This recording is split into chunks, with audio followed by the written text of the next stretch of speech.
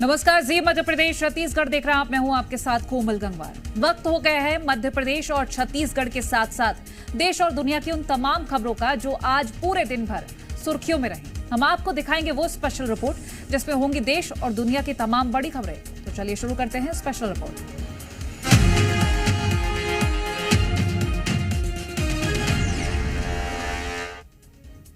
Special report में सबसे पहले बात पश्चिम बंगाल की, जहां इन दिनों बंगाल से महाराष्ट्र तक एक डर दिखाया जा रहा है।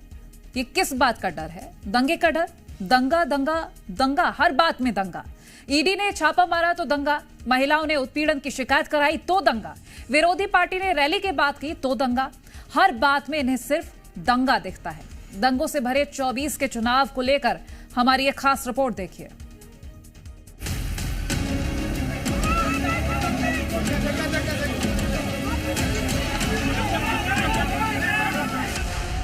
पश्चिम बंगाल की मुख्यमंत्री ममता बनर्जी इन दिनों बेहद गुस्से में दिख रही हैं।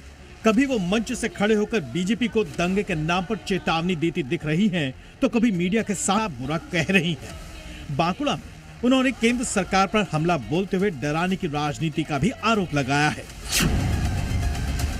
पश्चिम बंगाल के बांकुड़ा में एक जनसभा के दौरान ममता बनर्जी ने दावा किया कि प्रधानमंत्री डरे हुए हैं। बीजेपी पर आरोप लगाते हुए उन्होंने कहा कि बीजेपी सेंट्रल एजेंसीज के दम पर लोगों को डरा रही है। आपका एक पॉकेट में एनआईए और एक पॉकेट में सीबीआई, एक पॉकेट में ईडी तो और एक पॉकेट में income tax. NIA CBI BJP का भाई भाई, इनकम टैक्स ईडी और इनकम टैक्स बीजेपी का tax collection funding box. Mamata Banerjee ने भुक्ति नगर में एनआईए की छापेमारी को रात 3 बजे महिलाओं के ऊपर अत्याचार करार दिया। उन्होंने दावा किया कि अगर उनके पार्टी समर्थकों को गिरफ्तार किया जाएगा तो उनके बीवी सड़क पर आकर विरोध प्रदर्शन तो करेंगे। किसको धमकी दे रहे हो? हम लोग आपको डरते नहीं है। हमारा 5 लड़का अरेस्ट होगा तो उसको बीवी रास्ता में निकालेगा। हमारा एजेंट को अरेस्ट कर रहे हैं। हमारा अगर आपका हिम्मत है जनता को वोट लेकर राय लेकर जीतने के लिए तो आप क्यों अरेस्ट कर रहे हैं? प्रधानमंत्री नरेंद्र मोदी स्वागतम। दूसरी ओर जलपाईगुड़ी में हुई रैली के दौरान प्रधानमंत्री नरेंद्र मोदी ने ममता सरकार पर जमकर हमला बोला था। टीएमसी चाहती है कि उसके तोलाबाजों को, भ्रष्टाचारी नेताओं को आतंक का खुला लाइसेंस मिले। इसलिए जब केंद्र की जांच एजेंसियां आती है तो टीएमसी उन पर हमले करती है,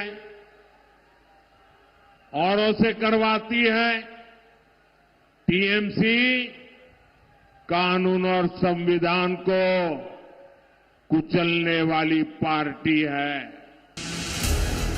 ममता बनर्जी भले ही बंगाल में इंडिया गठबंधन से दूरी बनाए हुए हैं, लेकिन इंडिया गठबंधन में शामिल उद्धव गुट की शिवसेना बीजेपी पर दंगा भड़काने का आरोप लगाते हुए पीएम मोदी पर निशाना साध रही है। राइट्स कौन करेगा? आपके लोग ही करेंगे ना। चुनाव जीतने के लिए दंगे करवाने की जरूरत किसको पड़ती है? भारतीय जनता पार्टी को पड़ती है। ये प्रधानमंत्री की जिम्मेदारी है ये कहना कि हम राइट्स दंगे नहीं होने देंगे, लेकिन आप चाहते हैं दंगे हो जाए और उस माहौल में हम चुनाव में जाए हिंदुत्व का नाम लेकर। ये 3 तस्वीरें पश्चिम बंगाल में पिछले दिनों की हैं, जब या तो कभी संदेश खाली में महिला के साथ उत्पीड़न ने पूरे देश को झकझोर दिया, हिंसा हुई, तो कभी जांच एजेंसी पर हमला किया गया, और अब चुनावी संग्राम के दौरान बीजेपी नेताओं पर हमले बढ़ते जा रहे हैं। कई जगह टीएमसी बीजेपी कार्यकर्ता आपस में भिड़े हुए हैं। इस बीच टीएमसी के नेता दिल्ली में चुनाव आयोग के दफ्तर के बाहर धरना प्रदर्शन कर रहे हैं और सेंट्रल एजेंसी के चीफ को बदलने की मांग भी कर रहे हैं।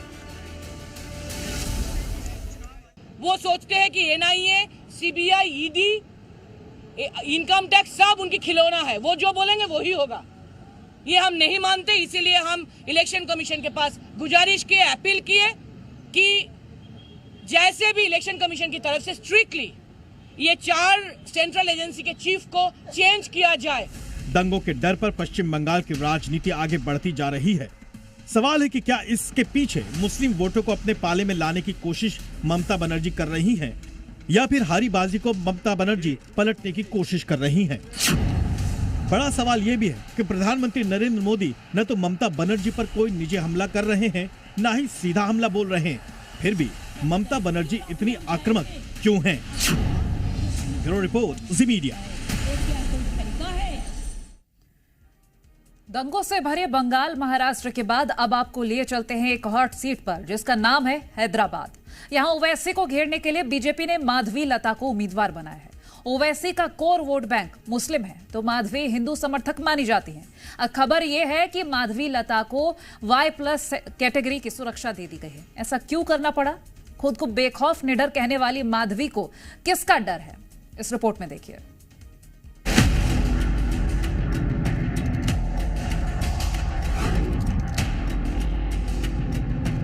ये हैदराबाद की सीट ये सिर्फ मजलिस की नहीं है, ये भारत के गरीब और मजलूमों की एक आवाज है। ये हैदराबाद की सीट सिर्फ मजलिस की नहीं है, ये उन गरीबों और मजलूमों की एक पहचान है। उनके भड़का हुआ हर शब्द से मैं वाकिफ हूँ। उनके छोटे भाई अकबरुद्दीन का हर हरकत से मैं वाकिफ हूँ। मेरे लिए असद जी, अकबर जी कोई नए नहीं है। मेरे लिए असद जी, अकबर जी कोई नए नहीं है। मैं नहीं हूं देश के लिए। कहते हैं जंग में कुछ भी जायज है, और 24 का चुनाव सियासत के लिए किसी जंग से कम नहीं है। इस सियासी महाभारत में कुछ उम्मीदवारों के मन में डर और खौफ भर गया है। AIMIM चीफ असदुद्दीन ओवैसी के खिलाफ हैदराबाद लोकसभा सीट से बीजेपी उम्मीदवार माधवी लता मैदान में हैं। और जी न्यूज से एक्सक्लूसिव बातचीत में माधवी लता उसी डर और खौफ की बात कर रही हैं जो इन्हें महसूस हो रहा है। असद जी का हर काम से मैं वाकिफ हूँ। असद जी का हर उस दंगे से मैं वाकिफ हूँ। उनके हर भाषण से मैं वाकिफ हूँ। मेरे लिए असद जी, अकबर जी कोई नए नहीं है। मैं नहीं हूँ देश के लिए, पॉलिटिक्स के लिए मैं नहीं हूँ, और मेरे लिए पॉलिटिक्स नहीं हो सकते। लेकिन ये धर्म का लड़ाई और सच्चाई का लड़ाई, ये मेरे लिए नया नहीं है। 49 साल की बीजेपी उम्मीदवार माधवी लता एक समाजसेवी हैं और लंबे समय से उस मुस्लिम बहुल इलाके में सक्रिय हैं जिसे असदुद्दीन ओवैसी का गढ़ माना जाता है। लेकिन खुद पर हमले की बात करके माधवी लता ने सनसनी फैला दी। आखिर माधवी लता को किसका डर है? इससे पहले माधवी लता को गृह मंत्रालय से Y+ कैटेगरी की सुरक्षा दी गई है। अब समझिए कि Y+ सुरक्षा क्या है। इसमें आर्म्ड पुलिस के 11 कमांडो तैनात होते हैं। 5 पुलिस के स्टैटिक जवान VIP सुरक्षा के लिए उनके घर और आसपास रहते हैं, जबकि 6 PSO 3 शिफ्ट में VIP को सुरक्षा देते हैं। माधवी लता की हिंदू समर्थक छवि है और ओवैसी भाइयों को डंके की चोट पर हमेशा ललकारती रही है। माधवी एक सामाजिक कार्यकर्ता है और ट्रिपल तलाक के खिलाफ काफी मुखर रही हैं। माधवी का वो बयान सुनिए जब उन्होंने खुद ही कहा था कि बीजेपी ने उन्हें क्यों चुना है।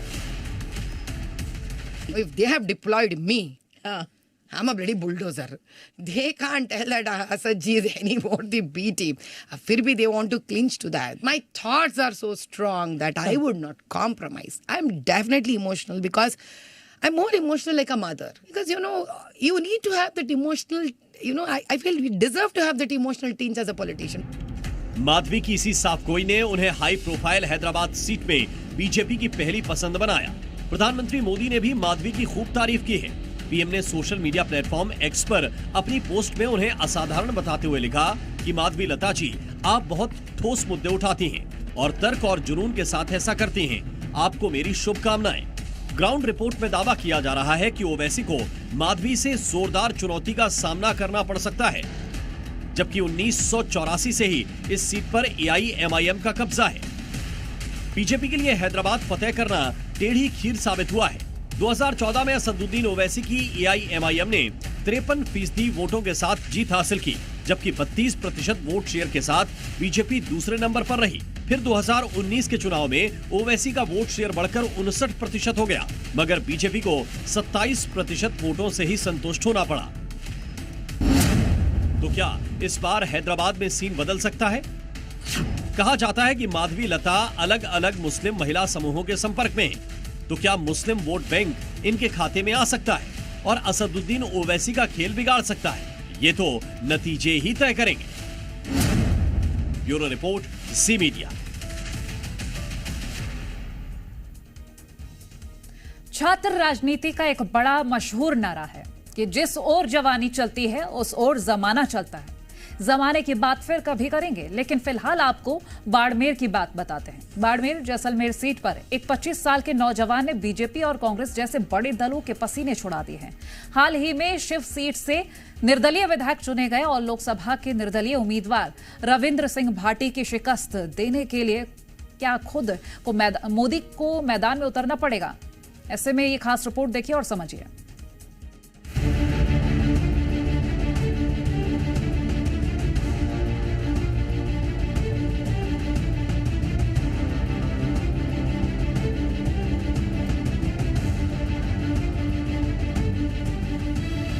बीजेपी का बागी देगा बड़ा झटका।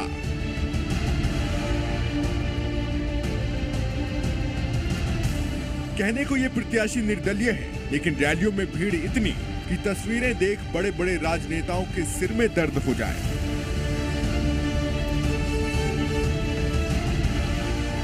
जिसकी रैलियों की वीडियो सोशल मीडिया पर वायरल है और तस्वीरें हर जगह छाई हुई हैं, वो है बाड़मेर से निर्दलीय प्रत्याशी रविंद्र सिंह भाटी।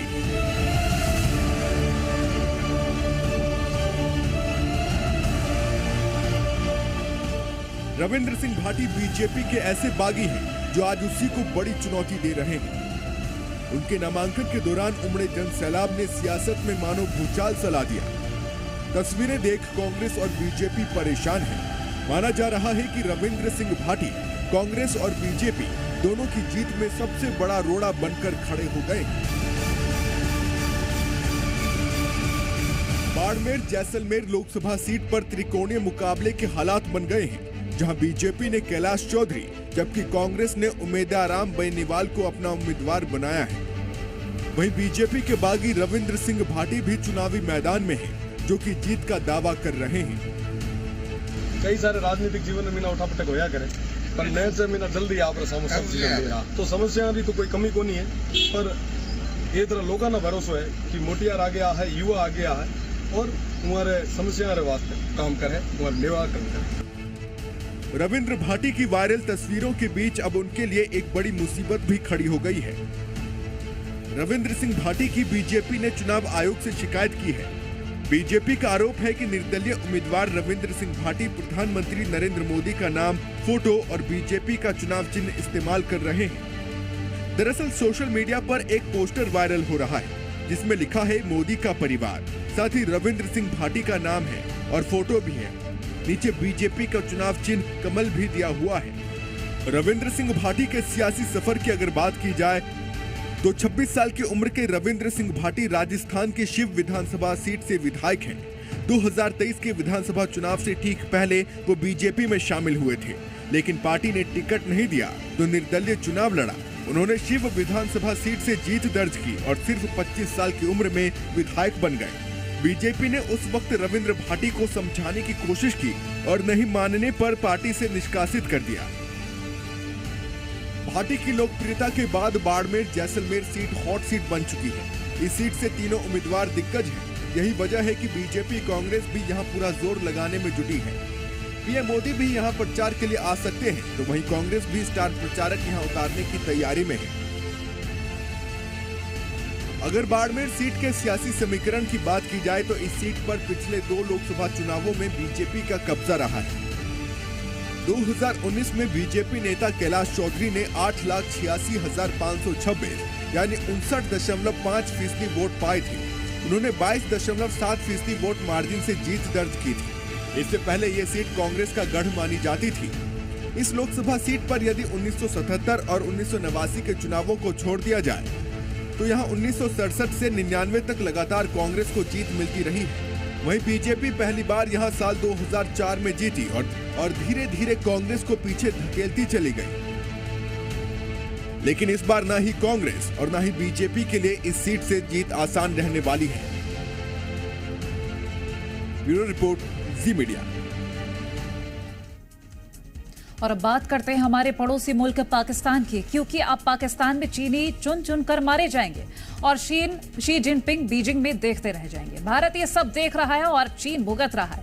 भुगतना तो पड़ेगा ही। आखिर आतंकवाद के खिलाफ भारत की बात जो नहीं सुनेगा उसे भुगतना तो ही पड़ेगा। पाकिस्तान पर भारत की बात जिसे छूट लगेगी उसे तो भुगतना ही पड़ेगा। पाकिस्तान इन दिनों चीन की पीठ पर खंजर भोंक रहा है। न सिर्फ खंजर भोंक रहा है बल्कि ये कह भी रहा है कि पाकिस्तान को चीन समझकर रहोगे तो ऐसे ही मारे जाओगे। ये रिपोर्ट देखिए।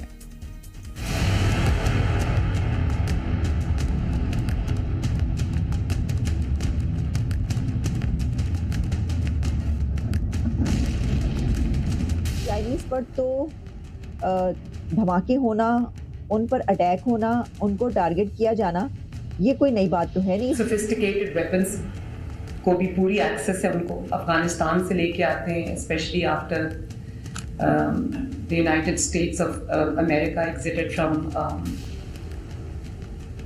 अफगानिस्तान। वो भी एक बहुत बड़ा चैलेंज है। टीटीपी की अगर बात हो तो टीटीपी के कई ग्रुप्स हैं विद इन ग्रुप। इसी तरह अगर अलकायदा लिंक्ड पुराने ग्रुप हों या तालिबान लिंक्ड पुराने ग्रुप हों, वो सारे के सारे पाकिस्तान के बनाए हुए हैं।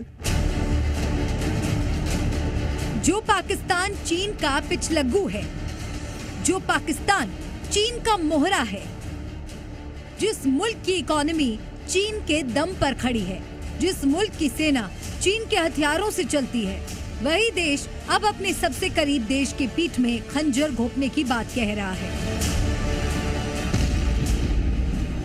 पाकिस्तान में रहने वाले चीन के नागरिक आतंकी हमलों में मारे जा रहे हैं और पाकिस्तान उनकी सुरक्षा करने के बजाय उन्हें लापरवाह और अनुशासनहीन बता रहा है। और ये बात कोई और नहीं बल्कि पाकिस्तान के प्रधानमंत्री नवाज शरीफ की भतीजी और पाकिस्तान के पंजाब प्रांत की मुख्यमंत्री मरियम नवाज कह रही हैं।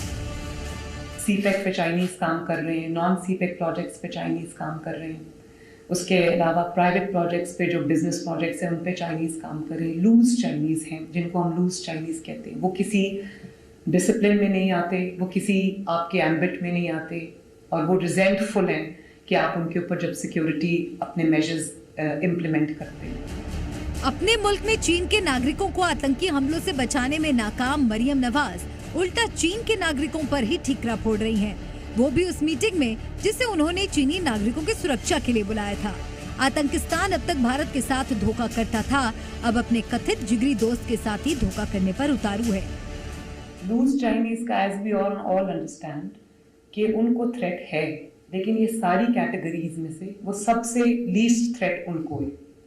तो हमें पहले सीपैक नॉन सीपैक प्रोजेक्ट्स को सिक्योर करना है और उसके बाद हम लूज चाइनीज, क्योंकि आपके डिसिप्लिन में भी नहीं, तो वो उनको लीस्ट थ्रेट है। मरियम नवाज कह रही हैं कि उन्हें पहले सीपीईसी और दूसरे बड़े प्रोजेक्ट में लगे चीनी नागरिकों की चिंता है, पाकिस्तान में रहने वाले दूसरे चीनी नागरिकों की चिंता नहीं है।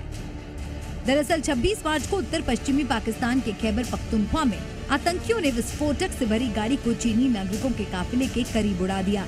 इस आतंकी हमले में 5 चीनी नागरिकों के साथ साथ पाकिस्तानी ड्राइवर की मौत हो गई। सभी लोग इस्लामाबाद से दासू जा रहे थे। पुलिस ने जो रिपोर्ट तैयार की उसके मुताबिक चीनी नागरिकों की सुरक्षा में भारी चूक देखी गई। जिस वाहन में चीनी इंजीनियर्स जा रहे थे वो ना तो बुलेट प्रूफ था और ना ही बम प्रूफ और ना ही चीनी नागरिकों के काफिले के साथ पुलिस की गाड़ी थी। शहबाज शरीफ ने इस लापरवाही के लिए जिम्मेदार पुलिस अधिकारियों के खिलाफ कड़ी कार्रवाई का आदेश तक दे दिया, लेकिन मरियम नवाज को आतंकी हमले के पीछे गलती चीनी नागरिकों की नजर आ रही है। मरियम को पता होना चाहिए जिन आतंकियों ने चीनी नागरिकों पर हमला किया था वो तो पाकिस्तान की जमीन पर ही फल फूल रहे हैं। सोफिस्टिकेटेड वेपन्स को भी पूरी एक्सेस है उनको, अफगानिस्तान से लेके आते हैं, specially after the United states of America exerted from Afghanistan. वो भी एक बहुत बड़ा चैलेंज है। टीटीपी की अगर बात हो तो टीटीपी के कई ग्रुप्स हैं, विद इन ग्रुप।